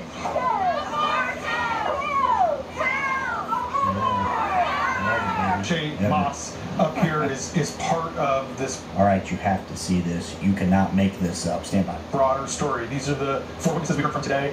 Gabe Sterling, Brad Raffensperger, and Leslie Bowers. All of them describing the pressure they were facing in previous hearings. We've heard from others who were on the receiving end of pressure, including someone who was mentioned a fair amount today, BJ Pack, the former U.S. Attorney for the Northern District of Georgia. Do you think we're going to get updated mRNA vaccines every season that'll be directed to each new variation of the coronavirus? And if you had to guess, what do you think the CEO of Pfizer is going to say about every year? We have to take those shots every year?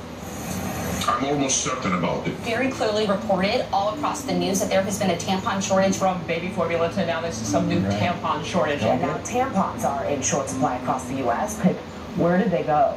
Does anybody remember when they said the adults will be back in charge? We have a big win for the pro-choice community right now. As of this week, abortions are protected by religious liberty laws for Satanists. And this is due to the Religious Freedom Restoration Act of 1993. This act ensures that the interests in religious freedom are protected. You might be wondering why these all tie in together, but let me tell you. Satanists now have an abortion ritual. I will not be stopped.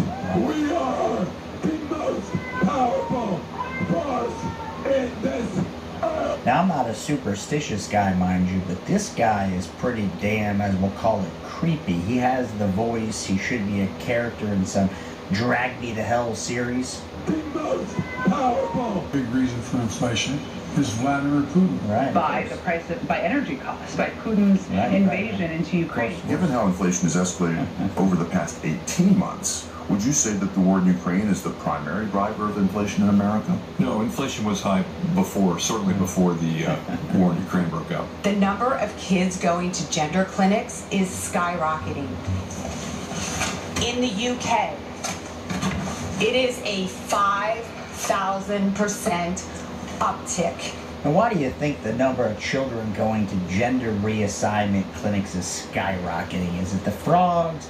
Is it the encouragement? Is it the kids want to feel loved and they see all the attention the ABC divided by 4 mafia gets? What do you think the answer to this interesting, unique social problem is? For girls, as seen in the graph, it's the same here.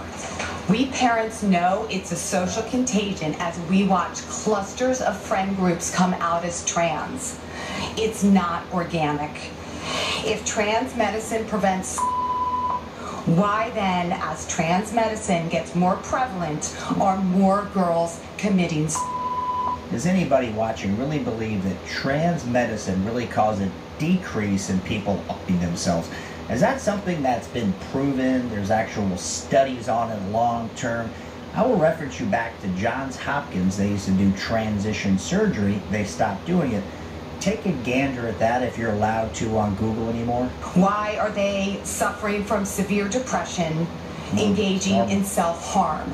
This gene twinge graph of suicide and self-harm matches the trans medicine trajectory. So last week I got really, really tired of people using the wrong pronouns for me in emails. Let's play a little game here.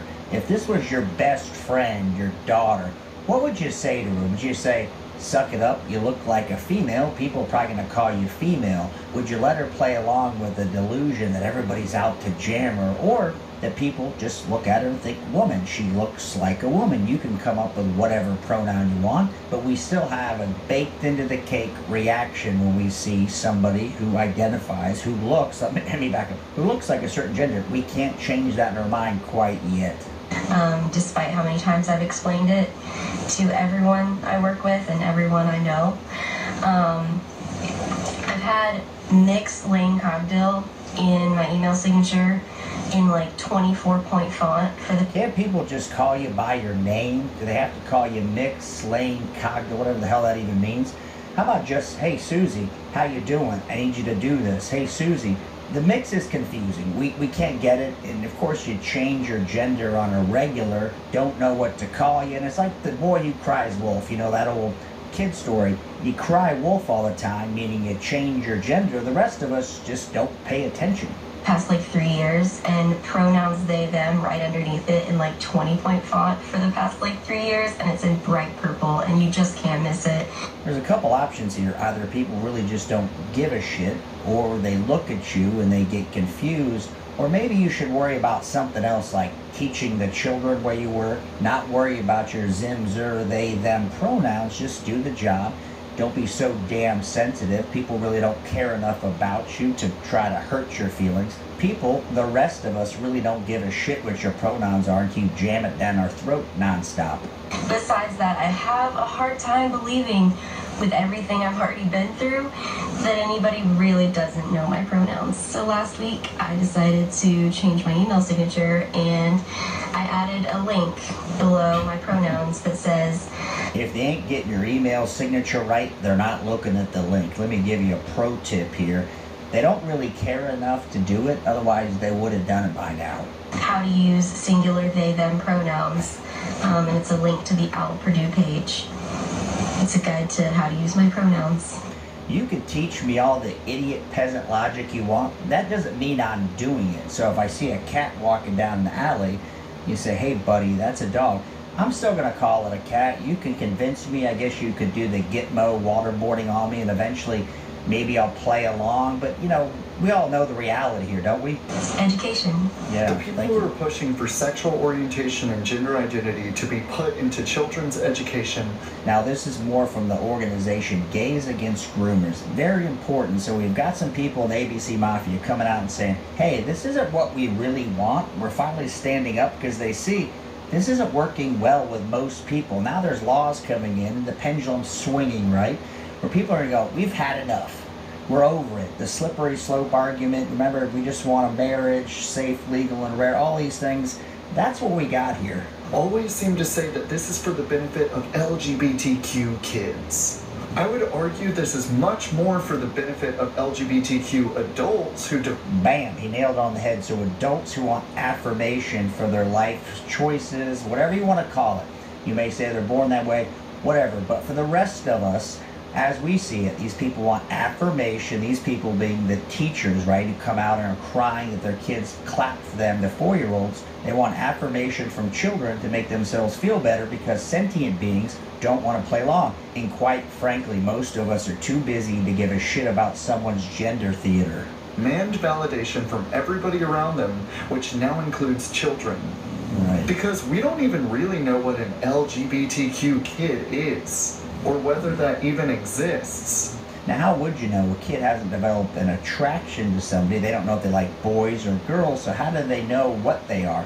Now I know what you're thinking. I met this little boy and he wants to wear dresses. Is it just a phase? Do you put them on the hormone blockers right away to protect them from themselves? You just go, hey, it's a kid, maybe they'll grow out of it. There's a lot of studies that say a lot of kids with gender dysphoria grow out of it because they become adults and they realize this is the body I was born with. It's not going to change. Like, can a child even define that part of their identity yet? As a gay man, I had no idea I was gay as a child. There were so many other parts of my identity that I was focused on. Here's what I see as a social media lunatic expert. You get a lot of people who take their own personal decision, their own personal shit, and they put it on groups and go, well, hell, I wanted to dress up in a dress when I was 4, and I transitioned, so that means all the other kids want the same thing. Meanwhile, they should just sit back, let the kid grow up, go easy. You don't need to get into these complicated hormone blockers and education with drag queens just quite yet. During my childhood, than my sexual orientation. Because sexuality as a whole is hardly even relevant to you during that stage in life. So given how little we know about how these discussions affect children, whether they're gay or... I agree with Tim here. We don't know anything, but that doesn't matter. It's a sacrament. It's like wearing the face diaper when you're outside jogging.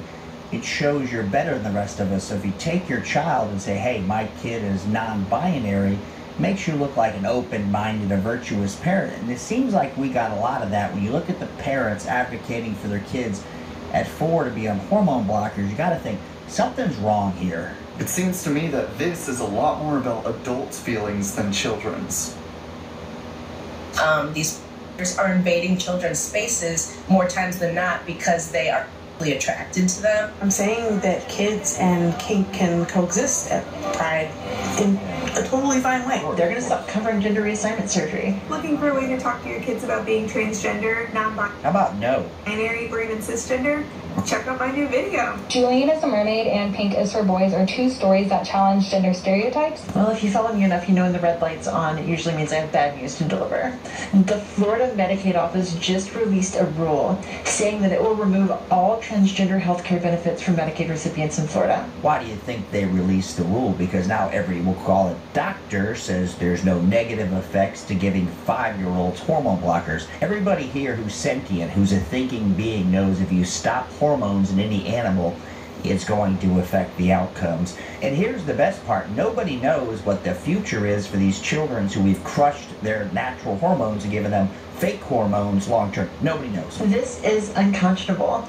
They're going to stop covering gender reassignment surgery. They're going to stop covering top surgery. And worst of all, they're going to pull people from their hormone therapy. Let me get on a boomer rant, if you'll allow me. As a 50-plus-year-old man, if I try to go somewhere and say, hey, my testosterone is not like it was when I was 25, they're going to go, hey, buddy, here's the double-barrel middle finger. Good luck. But yet, I'm supposed to pay for this individual's gender reassignment, hormones, all these goodies. I don't want to pay for it. If the doctors want to write the scripts and risk the future malpractice claims, good on them. And if there wasn't this massive push by every avenue of communication, we probably wouldn't have this law because it wasn't being pushed to every kid in every school nonstop. This is one of the first attempts to go after the healthcare of transgender adults. And because so many transgender Medicaid patients rely on Medicaid to take their hormone therapy, many of them will be pulled off of their hormone. Here's an idea. If it's that important to you, you can afford the $20 bottle of testosterone that your doctor's writing a script for you. You don't need me to pay for it and then get upset that I'm not paying for it and I'm not happy about it. And if there wasn't this massive push to talk to 4-year-olds about hormone blockers, we probably wouldn't have this issue. Similar to Florida's school shrooming law that they had to put into place because people just could not stop doing it. Because they can't afford it. For those that have already had gender reassignment surgery, this is actually physically dangerous because they need hormone therapy. In the coming days, transgender people in Florida will need help accessing their medication. So if they need hormone therapy, how does that explain men in their 70s who don't get hormone therapy? How does that explain women of the same age who don't get hormone therapy? You'll be just fine as a eunuch, as a steer in the pasture, so I don't need to... Please help pass laws that protect transgender healthcare in your own state. Okay, let's see what's in the news today. Head of Drag Queen Story Hour organization arrested for CP. Shocking. Now this is someone new on Twitter. It's called Gays Against Groomers. Now of course this won't last long. These people who are in the community, who are sentient thinking beings, you don't have to be part of the community to realize this is a bad idea to bring a drag queen in a thong to a classroom while they're it seems like it doesn't make sense to anyone involved, yet it's constantly being pushed non-stop. Fortunate reality of these situations, and this is why we're so vocal against them. These are invading children's spaces more times than not because they are actually attracted to them. No normal adult has any interest in acting this way and dressing this way in front of children. And what she just said there used to be accepted thought, like we didn't bring kids to strip clubs because it was inappropriate. And what grown man in the right mind in 2022 wants a child sitting on their lap with all the depravity that goes on and crazy moms? Who would want that? Who would want to take that risk? Except these people are just thrust into classrooms. Who are these people? Drag queens dressed up, and there could be plenty of nice ones, trust me, I get it.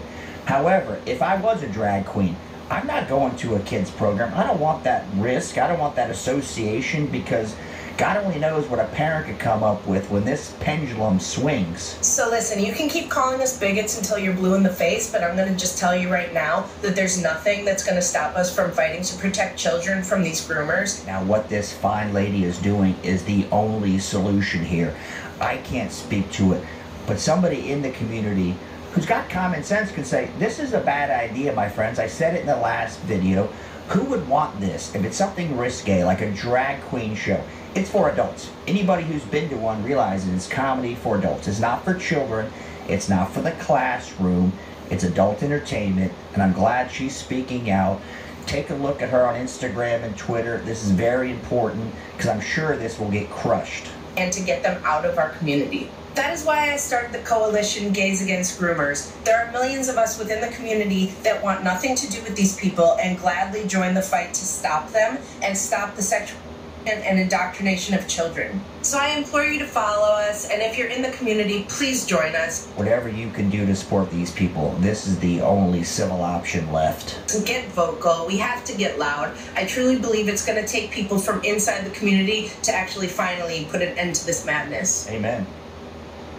I'm saying that kids and kink can coexist at Pride. I pledge allegiance to the flag of the Afro-American people. I would get pregnant just to abort it. You can't argue with me, okay? I'm psycho. I would formula. So first, what is the White House What is the latest update the White House has received on the current infant formula situation across the country? Yeah, let me see if I have anything new for you on that. When your job is to be a professional liar, you have to do better. This is the time when this network of interbreeding bloodlines wants to bring in its global fascist structure of a world government. And they said this guy was a complete kook. Of a world central bank and a world currency, a currency that wouldn't be... That when you're in an indoor setting, you should wear a mask, even though the whole world, including the United States and the UK, are just worn out and tired by this outbreak. Yes. It isn't over yet. People need to realize it is never going to go back to zero. That's not... So if it's never going back to zero, I guess that means we have to wear the face diaper from now till we croak. Is that what the esteemed doctor is saying here? If so, I'm out. The nature of this virus. 98 for dollar! I have to decide between buying gas or buying food! And guess who wins? Because I have to get to the job that I need to buy anything at all! I know what you're thinking here. A far right-wing zealot's gonna go off on Biden. Oh no, hold on a second. It gets better. There's gotta be somebody else to blame. It doesn't pay me enough! And people want to donate $1,000 in cash! $98! And Costco to fill up my tank! $98! $5.50 a tank! But wait, we're saving the planet. Don't you feel good about it? $5.50 a gallon at Costco! $5.50 a gallon at Costco! This is the work of the religious right! Listen to Robert Reich, who clearly... So this is the work of the religious right? I mean, these people have no bottom. They have no shame. They'll make up anything to blame somebody besides the reality. When the administration tells Big Oil, we're shutting you down, no one's going to invest in new exploration, which means what we've got is what we've got. This is not difficult, my friends. Who gives us all of the evidence about how our poverty is a choice that our government made for us. Right. A CEO is not. All right, I'm going to get a little esoteric here. This person's blaming it on the religious right. This is just planned communism. Marxism is what this is. If you don't know about Marxism, go back, read The Naked Communist. I'll put a link in the description. Very important book from the FBI in the 50s talking about communism. And this FBI agent goes way back and discusses every writing from the communists and what this really means. That's what we got here. I know people think communism, they think of it differently, but you being poor and beholden to the government is the ultimate goal. 351 times what I get paid! Ever! Apparently, the CEO is worth that. You, religious rights, who are doing this and have been doing this to us through profiteering companies. You billionaires, stealing us, breaking our backs, stealing from us, profiteering off of us. Today on the last day, I finally decided to come out to my kids. And my kids are older, they're 4 and 5, and... Oh wait, my kids are older. They're old enough to consent to a MAPS relationship or getting their Johnson cut off, so they should completely understand this human being coming out to them. They're like, why is this person telling me this? I like them, they were fun, now they're telling me about their sexuality, which I really don't get. Stand by.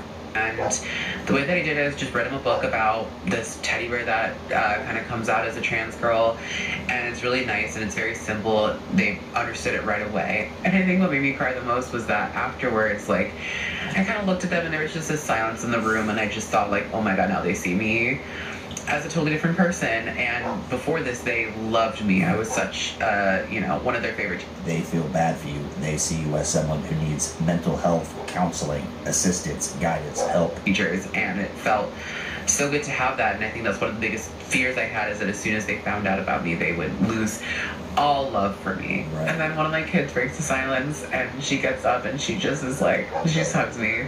And she's just like, everyone give Ruti a hug. And they all came and they gave me a hug, and she was just like, we love. Now, this is from your own child, a relative you're very close with, a child. I could see it, but from your children you're teaching, your job, the place you're employed with, you're supposed to actually do the job of teaching the kids, and now it's this emotional relationship. You've overstepped the bounds, sweetheart. TMI, do your damn job. Stop talking about your personal shit. Love you. Like, we love you so much. And it made me really emotional, and it was, I think, one of the biggest moments in my transition where I truly felt like at peace with who I am, and that like even kids can understand it, even kids. Now I feel bad for this human being, the big crocodile tears. I understand they're in distress about their own personal shit, but this has nothing to do with the classroom. Address this with your priest, rabbi, imam, whatever you want to call it, school. The kids aren't your group therapy session. Let me explain this. This is not where you go for group therapy and affirmation. You do that on your personal time. Can accept me, and so it doesn't make anything sense what adults can. Because if a kid can, why can't an adult understand and accept? Oh, I completely understand. You have a delusion in your head and you want me to agree with it so you feel better about yourself. And let me be honest here. If I knew the person, they were kind, we were friends first, I would play along to make them feel better. I'm not a mean person, but the classroom, the 4 and 5-year-olds, is not the place to do this kind of behavior. It's not the venue, sister. I've actually been having a lot of conversations recently about this, just in general, about this idea that like queer people are indoctrinating kids, and like that Texas law that's going to ban drag queens from interacting with kids. I mean, all of this legislation and these conversations coming up about it. And I just had a moment where I came out to my kids and they accepted me fully. All right, so she comes out to her 4 and 5-year-old. She's happy about it. But somehow or the other, she's pro-children going to drag queen shows with grown adults in thongs and the kids sticking the dollar bill in between the cheeks and the thong. Somehow that's okay because it relates to her situation. You see this, it's always about me. It's always about how this is going to affect me coming out, me getting affirmation from people. The drag shows help that. Do you see the mentality we got, what we're dealing with, what we're up against? Let me put it in a better fashion. Clarify this for a second here. I'm not saying that kink isn't kid-friendly.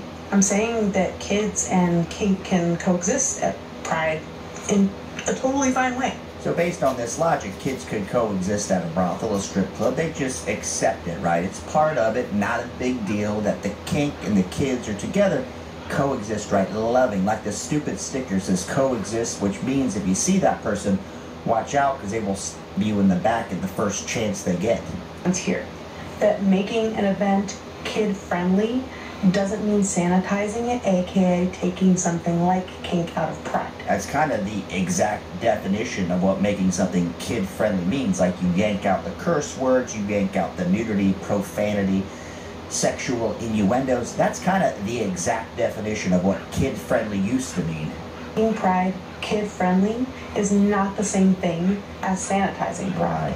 Making a Pride event kid-friendly, or Does this human being realize all they're doing is alienating the majority of humans? Because this kid-friendly Pride with kink, all those words don't go together for everybody sitting here, working people with children who vote, pay taxes. This ain't cutting it. Kids safe is about making sure we're including and putting kid and youth voices and including them in Pride and particularly any justice spaces. Kids and youth voices are vital to justice movements because I don't know what a justice space means because they change the definitions on the regular, but the reality here, kink, kids at Pride, none of that goes together. If you want to have your Pride festival, make one a kid festival during the day, cut out the kink. If you want to go buck wild and have like super corn kink, do it. But that belongs with kids. This is pretty simple. If I was part of the ABC Mafia, I would not approve of having kink and Pride and kids together. That makes no sense to anybody here. They are a vulnerable and marginalized group on their own, which includes their intersecting identities and oppressions. Right, of course. So I'm not saying that kink isn't appropriate for kids. I'm saying they can and should coexist with each other. So this person was complaining about her son being asked his pronouns at school. First of all, if you... Yeah, because it's the stupidest thing you've ever heard of. I walk in, me right here, and you see me. If you ask my pronouns, I'm going to look at you like, are you out of your mind? I'm not trying to pretend. This is how I was born. I was born a male, and this is how I present, we'll call it, because I've got testosterone, and I was the DNA of a male. If you ask me that, I'm going to think something's wrong in your head, and I'm going to look at you and go, okay, all I want to do here, Susie, is get my coffee and get the hell out of here. So I guess it'd be he. I'm going to say they, them, she, her. Just why not? I'll play along. It's fun. Pronouns don't have a place in the classroom. You clearly don't understand grammar.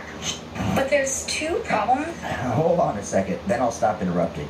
So if you don't understand pronouns, you don't understand grammar, but they made new pronouns and now an adult male can be called they, that's an acceptable use of pronouns.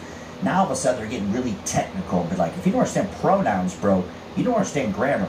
All this is jacked up grammar. It's some kind of peasant 1984 English that's new. No one gets it. The kids don't get it because they're around normal humans most of the time. With not asking pronouns to everybody. First, it puts the pressure on the child or teen to come up to a teacher who they may not feel is a safe adult yet and say they don't use their assigned at birth pronoun. How about we deal with an exceptions on a case-by-case basis? So the individual kid who's unique, we'll call it, with unique pronouns has to deal with the teacher himself, herself. Why do you have to subject the majority of the kids to this delusion that there's some unique pronoun besides what they look like? Besides what their DNA actually says?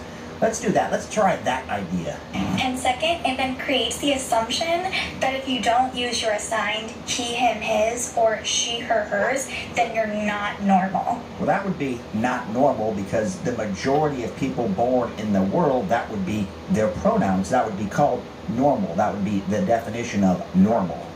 And that you're some kind of outlying weird exception. That would also be called an exception. That's the thing. There's nothing wrong with using the pronouns that you were assigned at birth. I use she, her, hers. So when people ask me my pronouns, I just use that. But it creates a safe and important space for kids who don't feel comfortable using their assigned at birth pronoun. More representation of everyone. Just everyone should be gay. I'm going to show you some books in my 3rd grade classroom with LGBTQ representation. Seeing things that we've never seen before and accepting all kinds of new things, and it's just been amazing. And adding little kids to it, it kind of helps normalize pride. Because I really enjoy confusing people with my gender identity. Exhibit 1, when you normalize, fetishize pride, this is what you get: confused children. When you say there's going to be food shortages, are we talking about things like what we see from Venezuela or from Cuba or from Russia? Self and love is love, and But if you were in Brazil, you'd be paying the same amount for gas at the pump, over $5. This is your energy secretary using Brazil as the benchmark for our gas prices. Got it. We're stuck with the dumbest people in history. You cannot go to a 7-Eleven or a Dunkin' Donuts unless you have a slight Indian accent. It's a fully, I'm not joking. I've never seen so many gay people in my entire life. I thought they were all on the internet. Looking forward, rapid changes are taking place in the global monetary system that may affect the international role of the dollar in the future. Let me translate here. The dollar is tanking. What you have in your pocket is now worth significantly less. Good work. She said everyone should be gay. Yeah. Hell yeah. We're going to take over. I've fallen, and I can't get up. I feel like you can't be you. Well, just out in the real world, just being a trans man isn't like the easiest thing, but just here, it doesn't matter. A trans man? You know, it's not easy when you look like an overweight woman for people to think you're a man. People don't have that natural instinct to think, that's an overweight woman, let's think man. You got that? I'm trans man. Oh, trans man. What inspired this look? I would say like vampirist kind of realness. That's a big Mental illness. Really? Yeah, a lot of it. How's that going for you? It's going great. How are you feeling today? I'm feeling good today Why are you feeling so good? because this is my first time to attend a gay parade. It's a gay parade. Why is it your first time? Yeah, because it's my first time here in the United States. Where are you from? I'm from Philippines. Let me make a boomer observation. People in the country say we're not accepting, but everywhere else in the world doesn't seem to have the parades like we do. So how could we be more accepting? Could we model our society after China? Everybody loves China in the government, right? It's our biggest ally. You never hear anybody. All you hear is Russia, Russia, Russia. Meanwhile, China's got us by the short hairs and cinching down the rope on our neck like John Wayne Gacy. And by, I don't know, pick your label. I'm here to represent everybody in the community, and I don't want to exclude anybody, because I feel excluded. My colors aren't on the flag. They want to include everybody except the majority of the country that's not part of the ABC Mafia. Are you tracking with how they say it works, but the reality of how it really works? I mean, if their whole platform is government out of everything and your own personal freedoms, then people should have their own personal freedoms. A lot of people think that the police shouldn't be involved with Pride at all. What are your thoughts on that?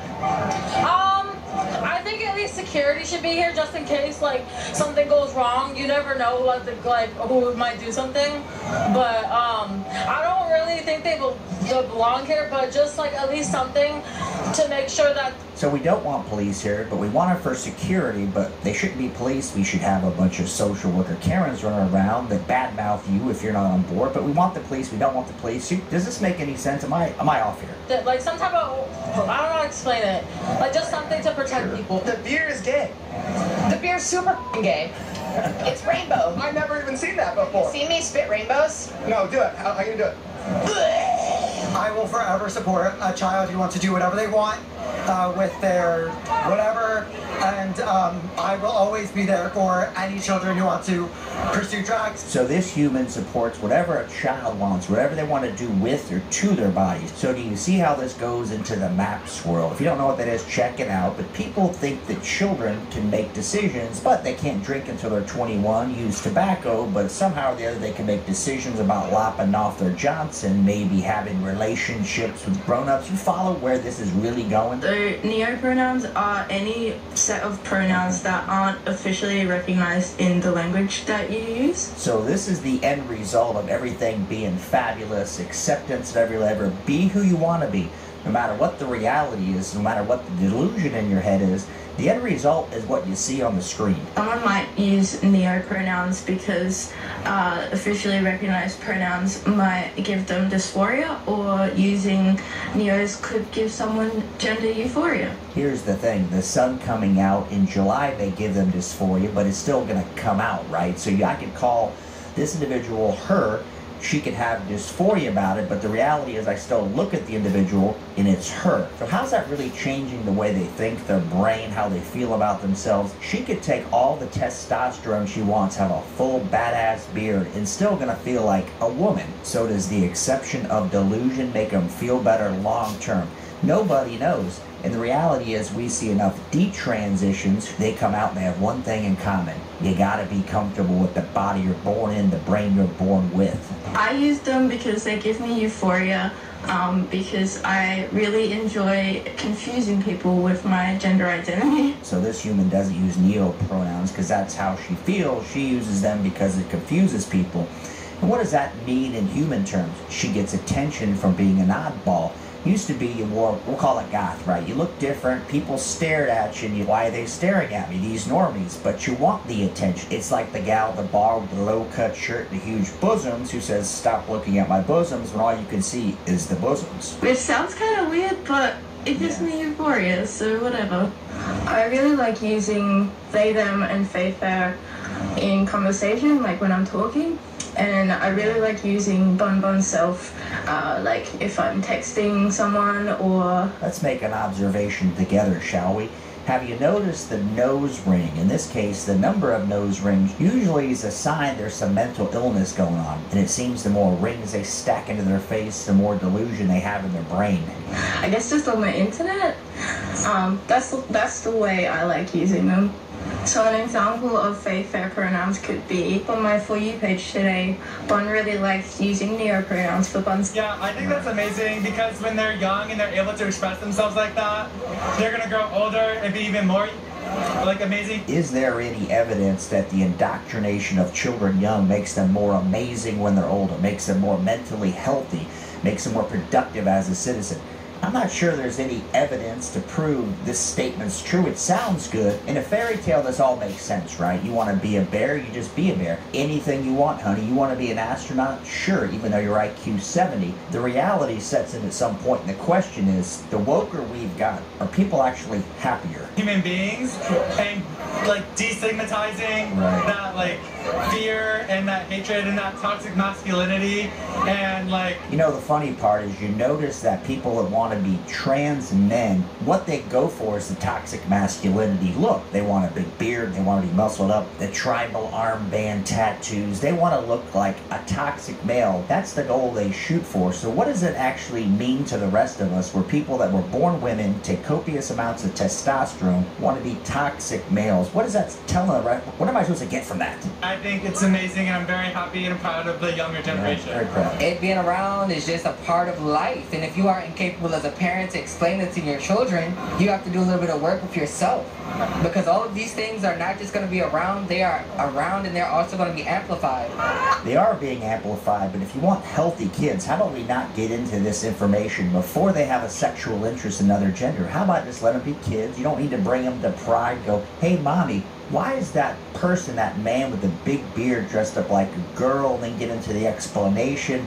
Is there a need for that? Kids are going to go, I like the funny looking man with the girl clothes on. That's what they're going to think, but you don't need to get into the weeds and confuse kids. It's confusing enough with an iPad in front of them when they're 6 months old. I would just say that this is love.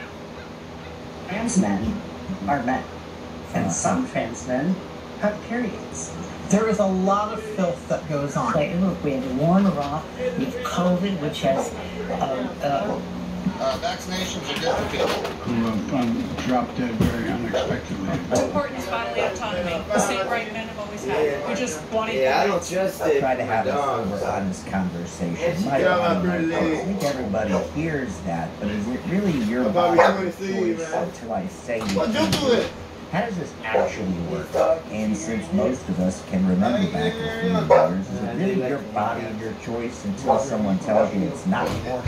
Right to govern our own bodies, just like men have always had. It's that simple. Do you support your people they not need the COVID vaccine? It's irrelevant. With the statement or the principle of my body, my choice? Yes, absolutely. Bodily autonomy is a human right. Healthcare is a human right. You know what's fun about the healthcare is a human right argument is they say, well, just look at Cuba. Well, the healthcare in Cuba is a tad different than what she wants.